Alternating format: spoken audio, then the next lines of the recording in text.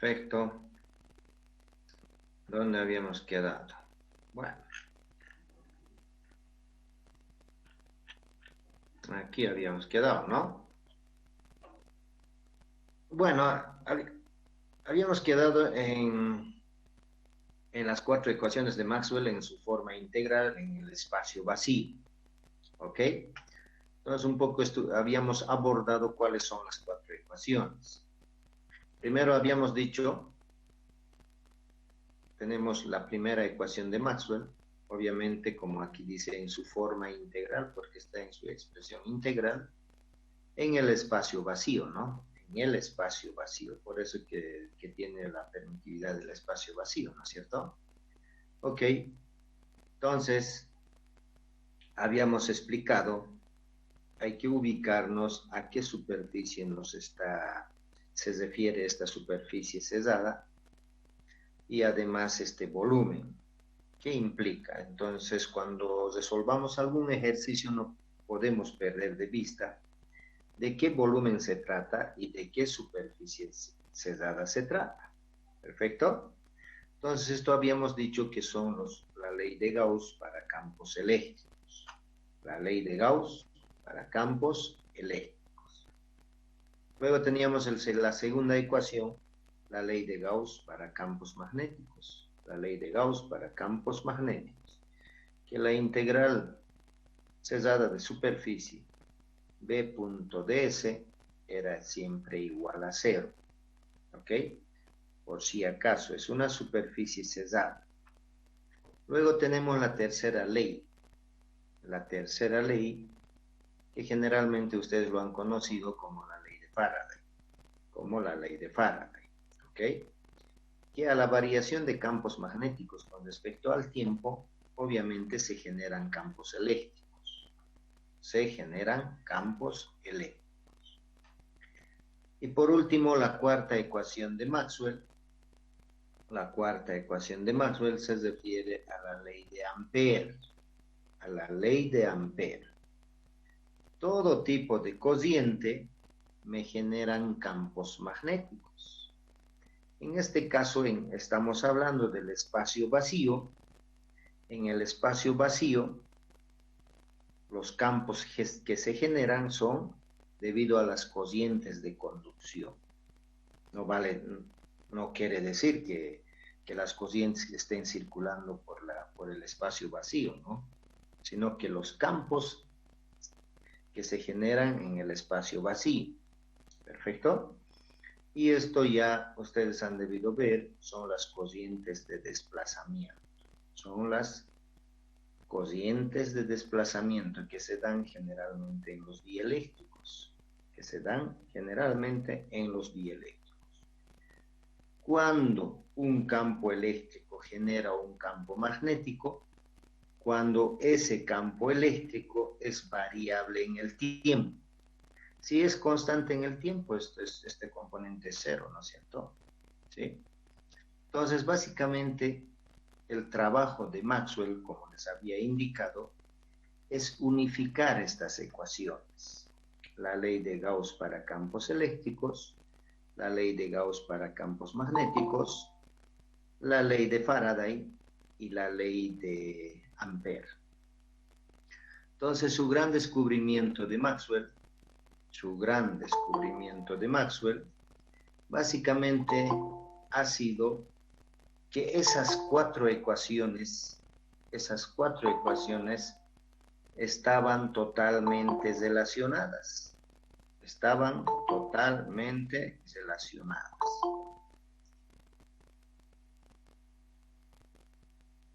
¿Ok? Ya estamos 19, 5 minutos más, habíamos quedado 20 minutos máximo, ¿no? Ok. Entonces, vuelvo a reiterarles, en física 3, estas ecuaciones lo han visto de manera separada. Cada ecuación tiene su autor. Pero en este caso, lo que hace Maxwell, grande ha sido su sorpresa que las diferentes teorías de la ley de campos eléctricos la ley de Gauss para campos eléctricos, la ley de Gauss para campos magnéticos, la ley de Faraday y la ley de Ampère, si los unías, las condiciones de un, de un fenómeno, se cumplían las cuatro ecuaciones. Entonces ha quedado muy sorprendido, ¿no? Entonces, entonces pues desde ahí se los llama como las cuatro ecuaciones de Maxwell. Obviamente sin desmerecer la investigación que han hecho sus predecesores, ¿no es cierto? Como como el Gauss para campos eléctricos, la ley de Faraday o la ley de Ampère, sin desmerecer a ellos. Lo único que ha hecho Maxwell es que esas cuatro ecuaciones estaban netamente relacionadas en un fenómeno físico. ¿Ok? Perfecto. Entonces, tal vez sería importante, como estuvimos haciendo en la anterior clase, un poquito explicar cada una de ellas, ¿no es cierto? Explicar. A pesar que ya el anterior habíamos explicado, pero estas cuatro ecuaciones tienen que quedarles perfectamente. ¿Por qué? Porque todo el semestre vamos a hablar de ello. Todo el semestre vamos a hablar sobre ello. ¿Perfecto? Ok. A ver.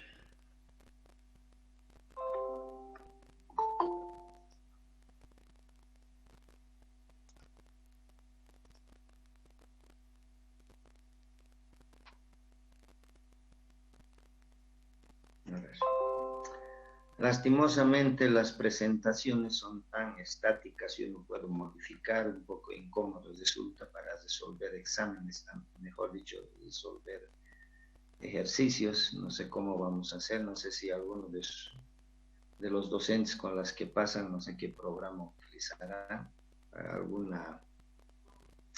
alguna pizarra electrónica, no sé.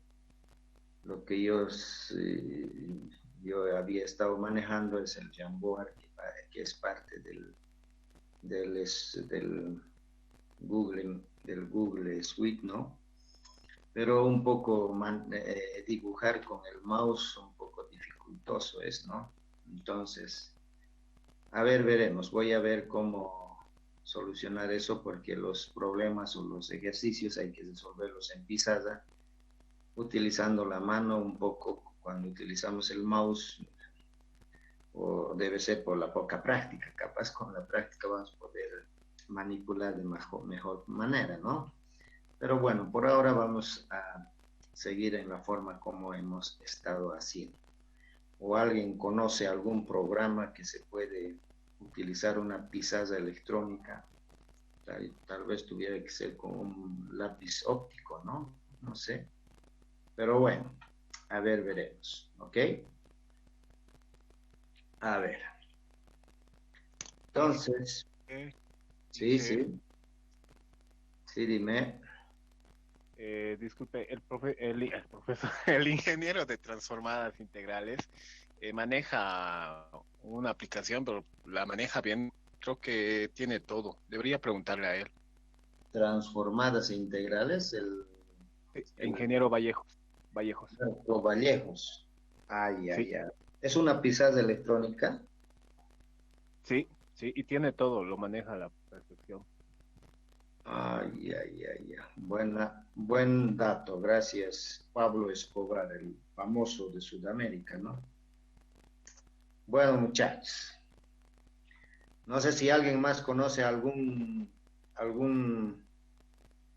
eh, algún programa o algún accesorio que nos permita hacer eso, porque tuviera que utilizar un pizarrón y utilizar una cámara, ¿no? Tal vez de mayor precisión, no sé, algo, pero bueno.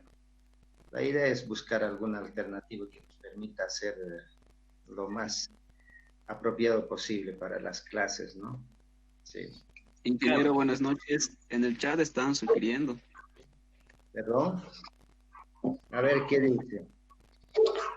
Inge, esa tableta digitalizadora es como estarías escribiendo con el lápiz sobre una hoja, puedes escribir así en la pantalla. Y no es necesario tener, digamos, una aplicación de una pizarra electrónica que sea buena, nada. Puedes hacerlo en en Paint, en cualquiera que te permita dibujar, lo usas la tableta y en vez del mouse usas el lápiz. Y sobre la tablet es como estarías escribiendo sobre la hoja nomás. Así es como una hoja vacía que empiezo a escribir y se escribe en la pantalla, algo así. Sí, exactamente, así funciona. Y no es tan caro, igual cuesta, dependiendo, ¿no? Y de diferentes precios igual. Ah, perfecto, ok. Tabletas digitalizadoras en la Esteban Arce, vendiendo para los profesores. Perfecto. Voy a tener que ir a pasearme, ¿no? Un baño de sol mañana. ¿Ah? Bueno, yo que dice tabletas digitalizadoras y los Uber Classroom, ¿sí? Perfecto. Hay algunos que deben estar grabando tal vez con algún filmadora y lo están subiendo en sus horas, ¿no? ¿Hay algún docente que está experimentando así? ¿Alguien sabe de ello? El ingeniero de Física 2. Física 2, ¿qué se llama el ingeniero de Física 2? No es el ingeniero Gil, es el otro. O sea, se apellida Gil, ¿no? No el Arturiano, ingeniero Arturiano. Él graba. Sí. El Arturiano. Igual tiene su aplicación o no sé, pero igual sube las clases. Ah, ya. Grabadas, lo sube y listo, ¿no? Sí, y los ejercicios también los resuelve en clase. Ah, ya. Pero en pizarrón debes resolverlo, lo graba y los pasa, ¿no? Es electrónico, en la computadora lo hace Inge, no en un pizarrón. Ah, perfecto. Entonces tienen que acudir a Marco Vallejo y al Arturiano, ¿no? Sí, sí. Bueno, muchachos. Bueno, con esos antecedentes, bueno, vamos a, yo creo que un poquito, como dicen, chalequear todavía el anterior semestre y este semestre, ya después ya vamos a estar bien familiarizados con todos estos sistemas, ¿no? ¿Sí? Y el Jamboard y el Screen, dice Misor, que es una tableta a la computadora por medio de una página web y así compartir la pantalla sin necesidad de entrar a la reunión. Ah, interesante, che. A ver, utiliza, dice el Jamboard Screen Mirror, que es para conectar su celular a tablet a la computadora por medio de una página web y así compartir la pantalla sin necesidad de entrar a la reunión.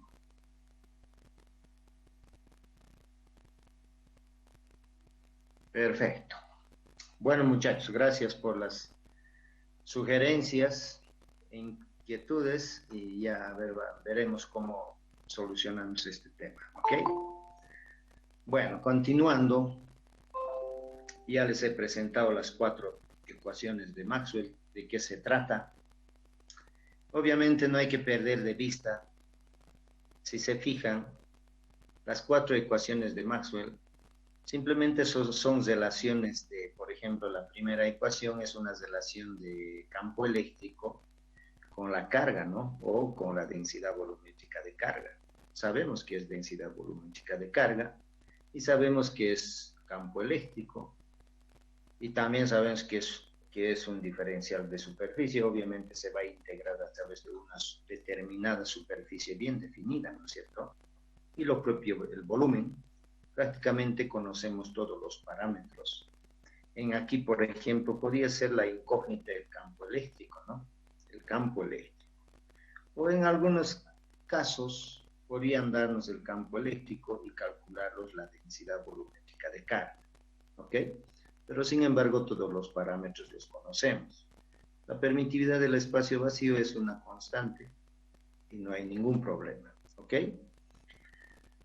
En el segundo, lo propio, ¿no? Si es una ecuación igualado a 0, entonces no hay ningún problema. No hay ningún problema. es una aplicación más que todo conceptual, ¿no? Luego la tercera ecuación de Maxwell, ahí tenemos los campos eléctricos conocemos, obviamente en un camino cesado, dice, de longitud. Entonces, lo que tenemos que tener muy presente de qué camino cesado se está tratando, ¿no? Tenemos que visibilizar en el ejemplo o en el problema que queremos resolver. Aquí la variación con respecto del tiempo simplemente es una derivada del campo magnético, de ese también es todo conocido. En este caso podría ser la incógnita, generalmente quien produce los campos eléctricos son los campos magnéticos, ¿no? La variación de campos magnéticos con respecto del tiempo me van a generar campos eléctricos, ¿ok? Vuelvo a reiterar, no hay que perder de vista estas indicaciones de la integral. Aquí dice, por ejemplo, superficie. Cuando nos dan el problema, tenemos que visibilizar claramente eso. ¿De qué se trata? Lo propio el camino cesado, ¿ok? Y en la última ecuación lo mismo. Aquí tenemos una corriente de conducción, una corriente de desplazamiento. Si se fijan, todos los parámetros se conocen, ¿no? Porque en este caso, por ejemplo, podían darnos la densidad de corriente o directamente nos pueden dar el conjunto que es la corriente. En este caso, tal vez los campos eléctricos pueden ser constantes. Si son constantes, este término se hace cero.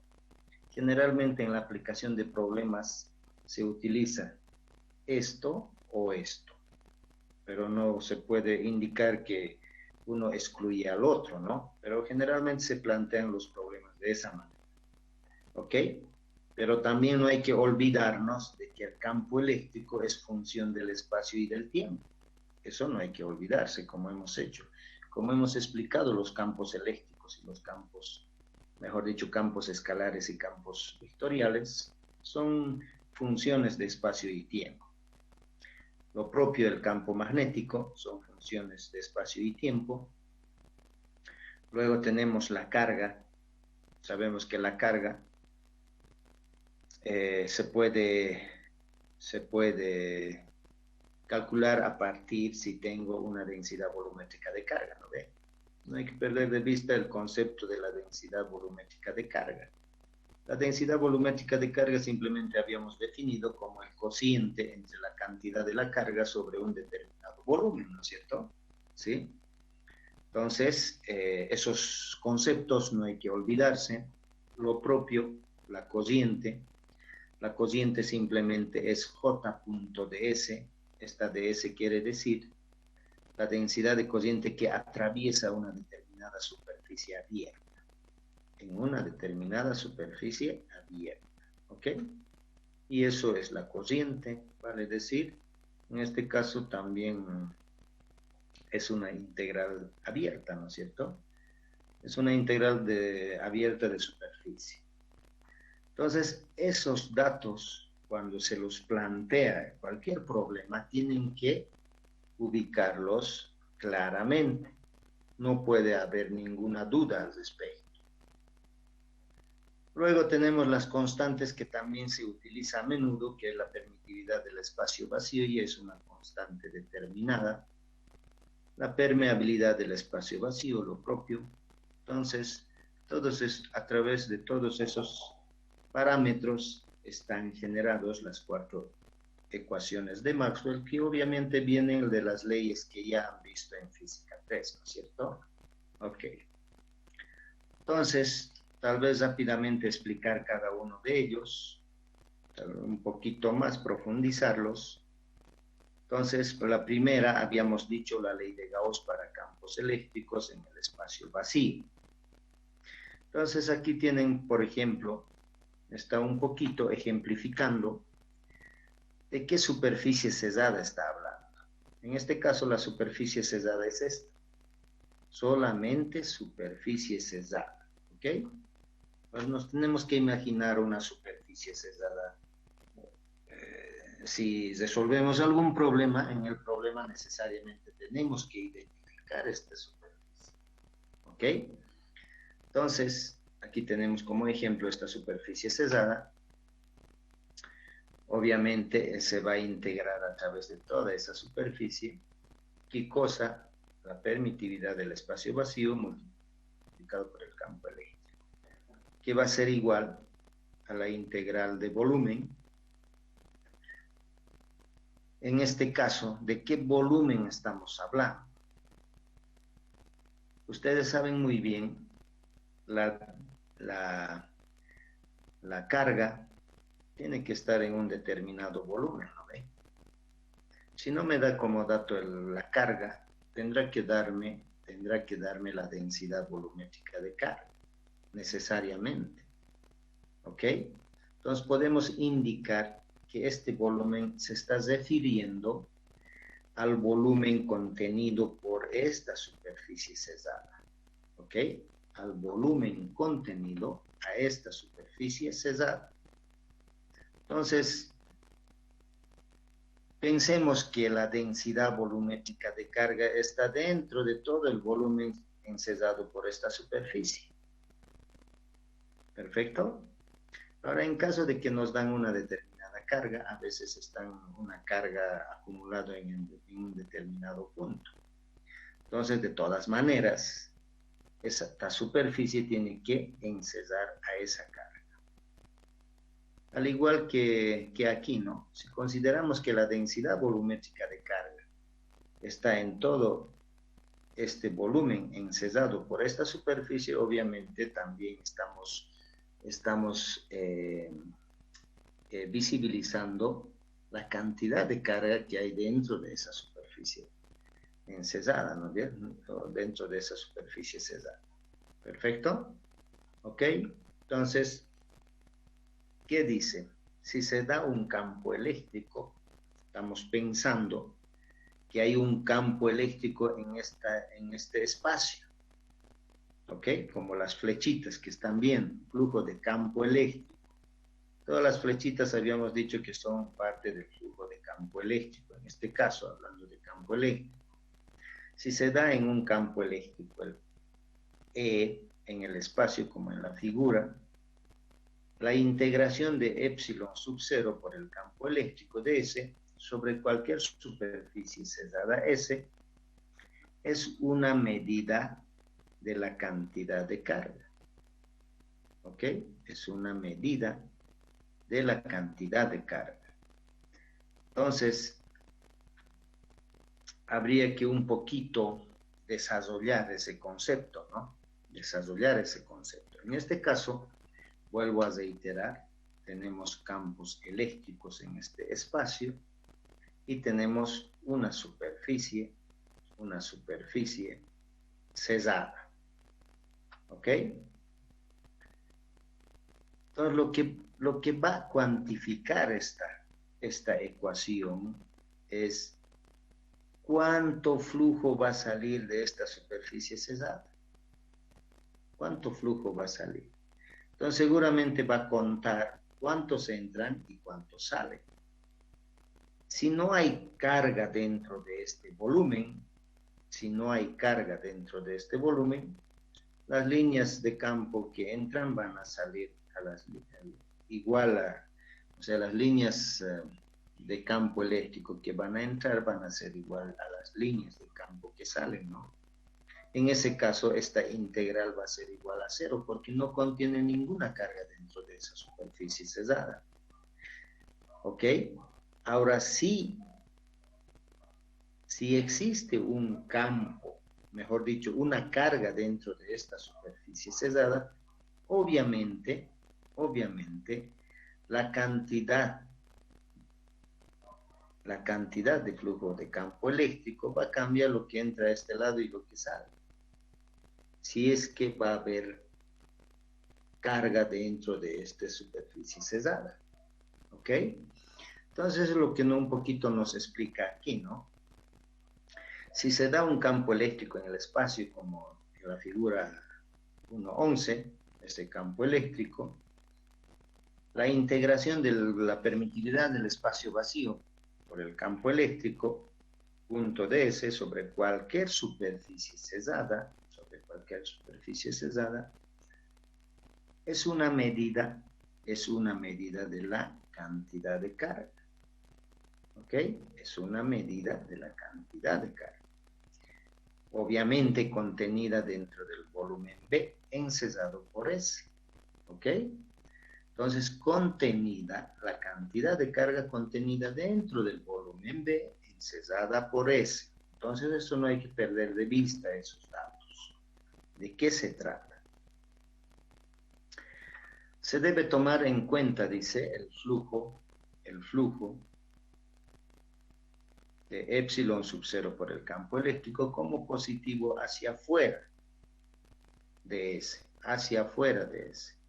Si es tal el caso, entonces las flechas que salen por este lado van a ser positivos y las que entran van a ser negativos, ¿no ve? ¿Sí? Sencillo. Se supone que el sentido positivo de cada elemento de superficie de S sobre S es hacia afuera. Por lo general, el ds es un vectorcito, ¿no es cierto? Es un vector diminuto. ¿Pero qué dirección tiene? Por conveniencia, nosotros ponemos hacia afuera, ¿ok? Hacia afuera, porque podría ser hacia un lado o hacia el otro lado de la superficie. Pero por mucha bibliografía dice, por ejemplo, si hay una curvatura de esta naturaleza, entonces la flechita va a salir hacia afuera. Si es un plano, en un plano perfecto, entonces no sabemos si lo vamos a poner la flecha o la dirección del vector ds a este lado o al otro lado. En ese caso se escoge de manera que nos permita simplificar el problema. ¿Ok? Entonces, en ningún momento pondríamos hacia adentro, ¿no? En ningún momento, porque generalmente se da hacia afuera. ¿Por qué dice hacia afuera? Porque la concavidad es hacia adentro. ¿Perfecto? Ok. Entonces, eso. Ahora, habíamos un poquito resuelto uno de los incisos, ¿no?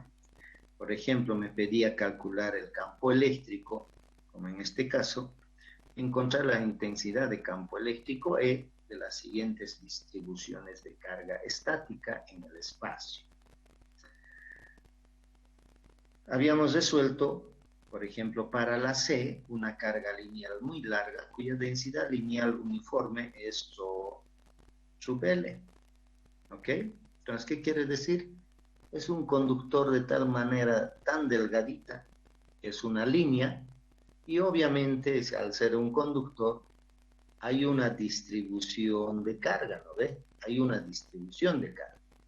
Pero si se dan cuenta, solamente hay densidad lineal de carga. Si nos dan este dato, por el conductor, ¿se está moviendo alguna carga o no? Porque si se estuviera moviendo ya no va a ser densidad lineal de carga, sino que va a ser corriente, ¿no es cierto? O densidad de corriente. Perfecto. En este caso, nos están dando la densidad lineal de carga. Vale decir, podemos asumir que las cargas están estáticas. ¿Ok? Las cargas están estáticas. Entonces, nos vamos al ejemplo C.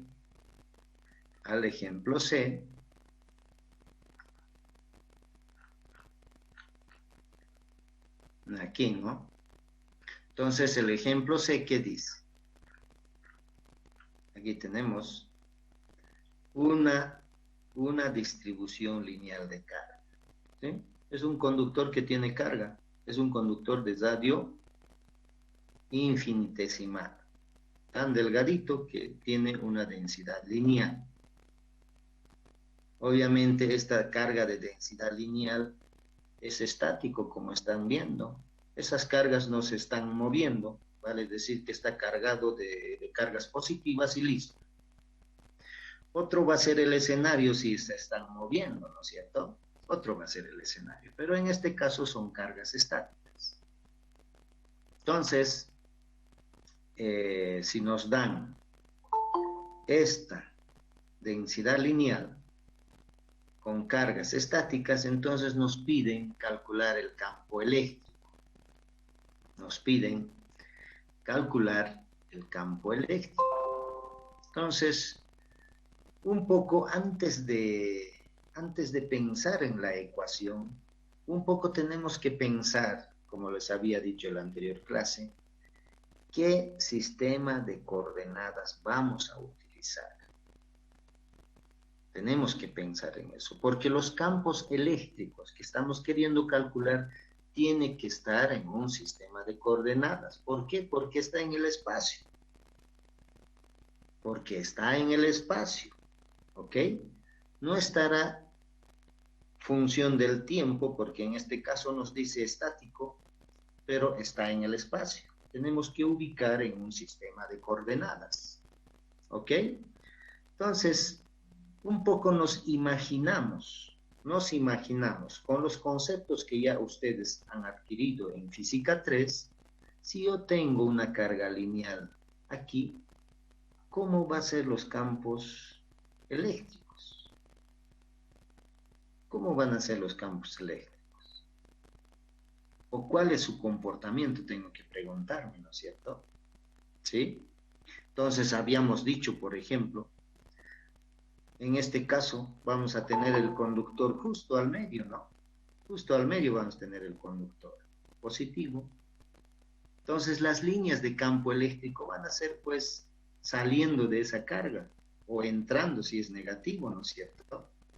¿Sí? Son líneas que divergen de las cargas. Eso es el campo eléctrico. Ya ustedes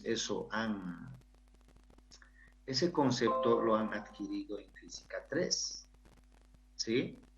Entonces, si yo pongo un punto como un conductor visto lateralmente, y si para un ZO X o para un ZO cualquiera, para el mismo ZO, obviamente los campos eléctricos me van a ser constantes, ¿no ven? En todo phi. Si el ángulo es 30, 20, 40, 50, toda una vuelta, para un mismo ZO, el campo eléctrico va a ser constante. Obviamente para otro ZO, también para ese valor de ZO, también va a ser constante. ¿Ok? Entonces, previamente tenemos que ver esos detalles, ubicarlos. ¿Cómo es que yo voy a plantear la solución? En este caso, como que los campos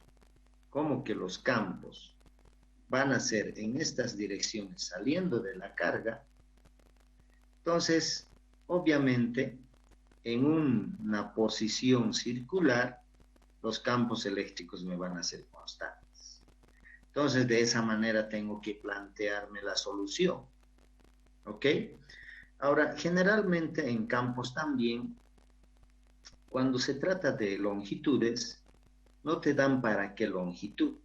Entonces, tú tienes que decidir para qué longitud. Generalmente también se agarra y se define para una longitud unitaria. ¿Qué quiere decir una longitud unitaria? Por ejemplo, podría ser para 1 metro. ¿No ve? Para 1 metro. A eso se le llama para una determinada longitud unitaria. ¿Para qué? Si sabes para 1 metro, obviamente sabes para 100, 200, la cantidad de metros que tú quieras. Y además el comportamiento va a ser prácticamente lo mismo. ¿Ok? Entonces, hay que analizar previamente, como les había dicho. ¿Ok? Entonces, ¿qué dice? En este caso, campo de carga lineal grande, simetría alrededor de una línea. O sea, hay una perfecta simetría alrededor de la línea cargada positivamente, ¿no ve? Hay una simetría. Entonces dice, se construye un cilindro circular, recto, cesado, de longitud L y radio ρ, pensando que ρ yo puedo variar En este caso vamos a solucionarle para un ZO genérico. ¿Ok? Entonces, se construye un cilindro recto cesado de longitud L. Entonces, el tamaño del cilindro lo vamos a definir como genérico L y radio ZO. Radio ZO. Puede ser en este caso, como vuelvo a reiterar, es genérico, cualquier radio después lo vamos a colocar, dependiendo de nuestro ejercicio. Obviamente este ZO tiene que ser concéntrico a la línea de carga, como en la figura 1.12c, dice que ya les he mostrado. De la simetría, el campo eléctrico está en la dirección radial, ¿sí? Está en la dirección radial. O sea, un poco ya analizando, contextualizando el problema, ¿no? Si analizamos los campos eléctricos, va a tener una dirección radial. Al ser radial, entonces este campo eléctrico va a ser multiplicado la magnitud del campo eléctrico por el vector unitario, indicando la dirección. Entonces, en este caso, si es radial, podemos llamarle A sub ZO. A sub ZO. ¿Ok? Aquí hay un errorcito, ¿no? Lo voy a, en el libro lo mismo debe haber. Aquí, por si acaso, no es A sub P, es A sub ZO. Los que se han impreso y los que realmente están interesados en aprender se han debido imprimir el libro y hay un errorcito aquí. A sub ZO, por si acaso es aquí. ¿Ok? Obviamente, y su magnitud es constante. El E sub P, esa magnitud va a ser constante sobre un valor ρ, ¿no es cierto? Como hemos explicado. Entonces, ya un poco contextualizándonos en el problema, recién entramos a la ecuación. Entonces, ya en la ecuación lo que hacemos simplemente interpretamos y reemplazamos cada expresión, porque la ecuación original obviamente es esta, ¿no? Es esta, ¿ok? Entonces, seguramente el campo eléctrico ya tenemos que expresar por su magnitud y qué dirección tiene. Lo mismo el ds es un vector, tenemos que expresarlo su magnitud y su dirección, lo mismo en este caso, ¿ok? Entonces, nos vamos al ejercicio ya concentrándonos en la fórmula o en la expresión o ecuación. Entonces tenemos aquí en realidad, tenemos que tener muy claro que la superficie gaussiana del campo eléctrico, como les decía el anterior, es una superficie cesada, ¿no es cierto? Entonces deberíamos tener tres superficies. Superficie de la tapa izquierda, debería integrar la superficie de la tapa izquierda, más la integral de la tapa derecha, más la integral de todo el cilindro, ¿no ve? De todo el cilindro, ¿ok? De todo el cilindro. Entonces, analizando este aspecto, sabemos que por las tapas no va a fluir el campo eléctrico, porque es radial a la carga, no va a fluir por las tapas. Aquí si se fijan, el campo eléctrico va a ser radial, va a salir de la línea. Por lo tanto, en esta dirección de las tapas no va a haber ningún campo eléctrico que esté atravesando. Entonces, simplemente por las tapas hay cero campo eléctrico. Por tanto, va a ser 0 y 0. Entonces, seguramente solamente me va a quedar integral sobre la superficie cilíndrica. Y listo. ¿Ok?